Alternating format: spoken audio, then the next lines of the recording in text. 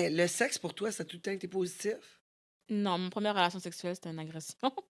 Mais, Ah ouais, tu dis mmh, ça en riant, là. désolée. C'est pas comme drôle, là. Je sais. Mets un peu de drame dans ta voix, s'il te plaît, on recommence. Ma première, non, je peux pas le dire sans rire, mais Mais pourquoi ça te fait rire? non, non, ça me fait pas rire, c'est juste que je sais pas quelle l'autre face avoir.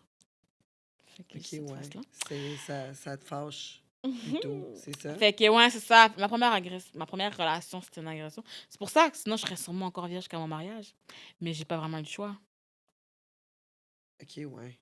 Ouais, l'agression. Mais c'est drôle parce que t'as reviré ça en tant que force Yeah, avec maintenant la. je vis bien Mm. avec ça. Puis au début, c'est ça Tinder, au début, je m'en tu sais, il y a vraiment beaucoup de gars que c'est parce que je voulais, mais il y a aussi beaucoup de gars que c'est parce que comme je les laissais faire ce qu'ils voulaient là. Parce que bon, maintenant, les garçons, des fois quand tu dis non, ils écoutent pas tant. Fait que je vivais ma vie, mais la plupart ça allait bien, c'est parce que je voulais puis j'étais le fun.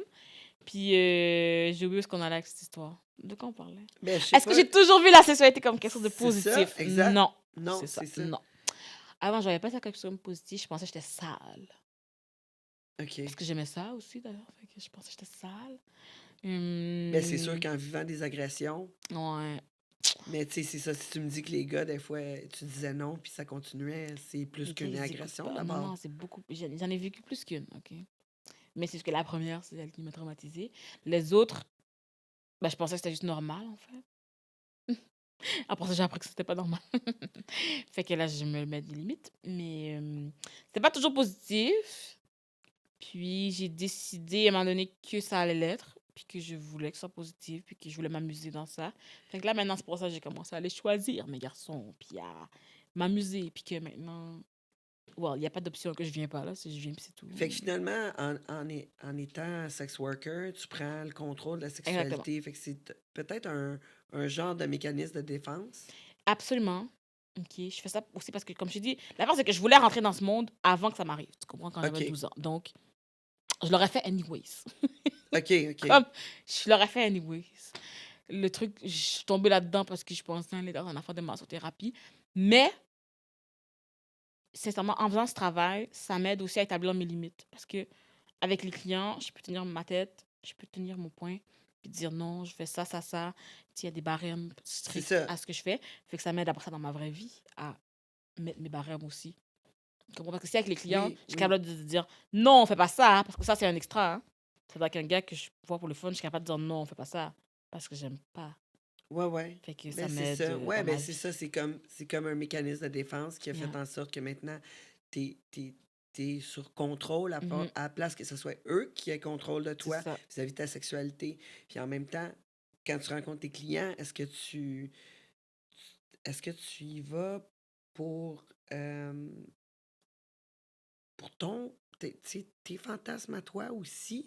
Est-ce que ça complète ta sexualité? Avec mes préférés, oui. Parce que mes OK. préférés, ben, ils me demandent aussi ce que je veux, puis je leur dis. OK. Avec mes préférés, on fait plein de trucs que je veux essayer. Même avant, la première fois que j'ai fait un gangbang, c'est un client. Dans le fond, OK. c'est devenu un client, en tout cas.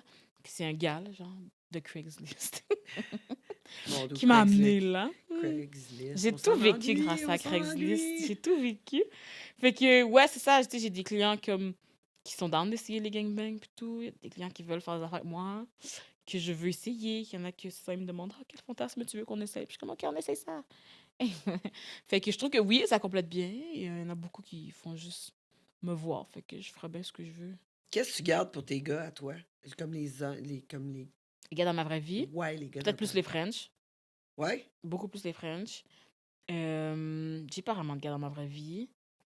Sinon, Ben là, si t'es complète avec tes clients, ouais, c'est ça. je veux dire. Ouais, ce serait plus les French. Ce serait euh, dormir en cuillère.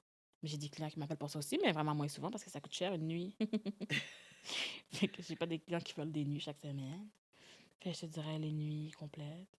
Euh, Yo, juste ne pas les charger, c'est ça que je leur donne. Je leur donne la même chose que mes clients, mais je les Moi, c'est charge comme t'es pas. chanceux, là. Et Ouais, c'est c'est ça, j'ai ça. remarqué.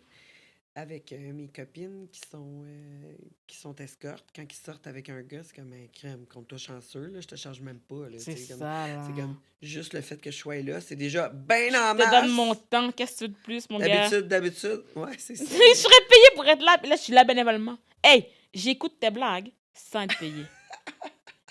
Comme, je sais pas qu'est-ce que quelqu'un peut vouloir de plus.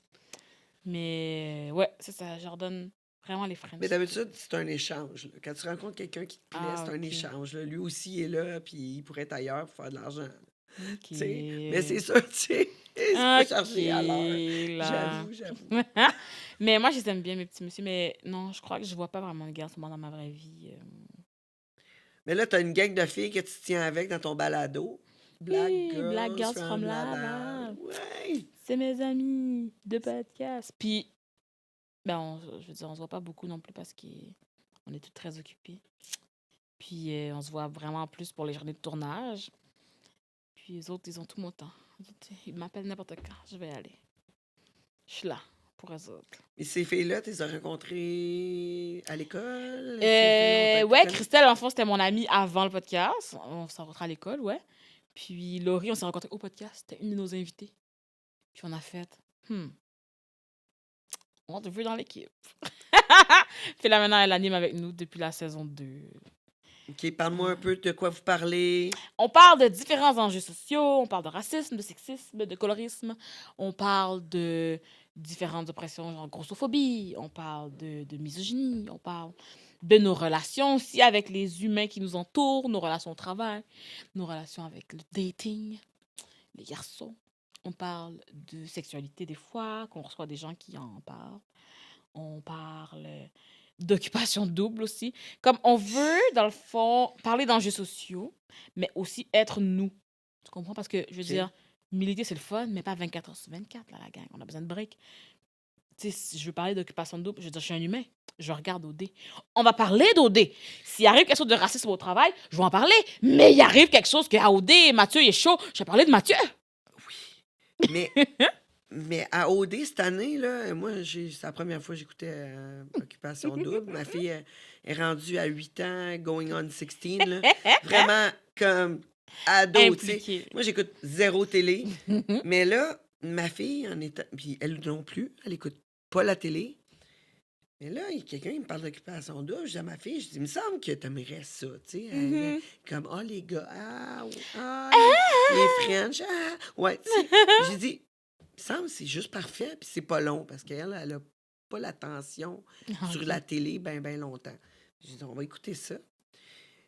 J'ai été surpris de comment que les hommes étaient émotifs dans Ok, mais Occupation t'as Double. écouté l'année où j'étais le plus OD émotif de dans l'homme. l'Ouest. J'ai J'ai dit, jamais c'est vu ça. quoi cette affaire-là? J'ai dit, je suis peut-être old school un peu, là, mais pour moi, les filles, j'ai comme, on dit, quasiment pas vu brailler les filles, là. Ça a été Yeah. comme, il y avait de quoi à dire, il disait, ça chicanait un peu, tu sais, mais ça disait tout le temps les vraies Cette affaires. année, les gars tu étaient sais. proches de leurs Les gars, c'était émotions comme comme, j'ai jamais oh, tu vu. t'en vas, bro! Ça, ok, ça c'était le plus drôle. Quand t'es comme, la gang, il meurt pas, là. Il va pas à la guerre, là. Il revient au Québec. Comme, calmez-vous, les garçons. Même eux, après, genre, quand ils sont revenus, ils étaient comme, ouais, peut-être qu'on a abusé un peu. Je suis comme, les gars, vous avez pleuré parce que le gars revient au Québec. Et puis c'est la fin. Fait que vous le voyez dans 2 semaines, là. C'est pas, il part pas semaine 1, puis vous le revoyez dans 6 mois.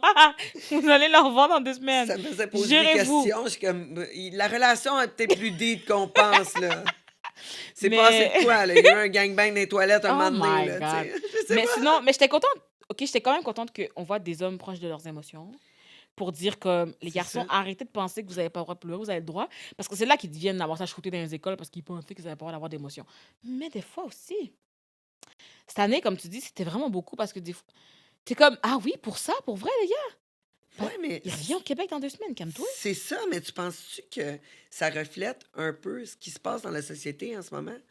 Je pense que ça reflète ce que les gens Comme que les hommes refoulent. sont de plus en plus près de leurs émotions, que les rôles sont en train de changer. Ben, je pense qu'ils sont Que en la train de fa- s'ouvrir, ouais, Ouais. de s'ouvrir à leurs émotions. Tant mieux, parce que comme je te dis, si t'es capable d'exprimer ton émotion, tu vas moins exploser plus tard en donnant des coups au monde, puis en les tuant, puis en te battant. Fait que Ouais. tant mieux. Mais, c'est ça, je pense que c'est plus parce qu'ils les vivaient, les émotions, là, tu sais, Ouais, ils ouais. avaient les émotions. Mais je pense qu'en ce moment, ils font juste avoir assez de couilles pour les montrer au grand jour.